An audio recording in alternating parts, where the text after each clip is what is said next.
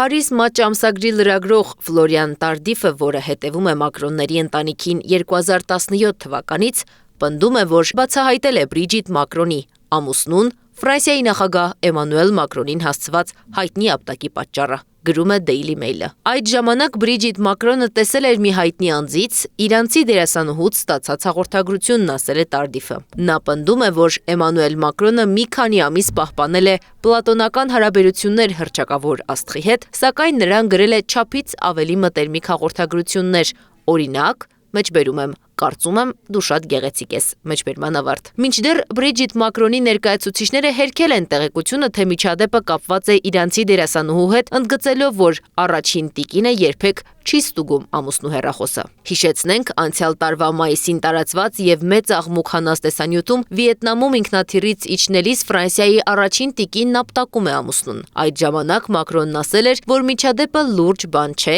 եւ որ նա պարզապես վիճում էր կամ ավելի ճիշտ կատակում կնոջ հետ։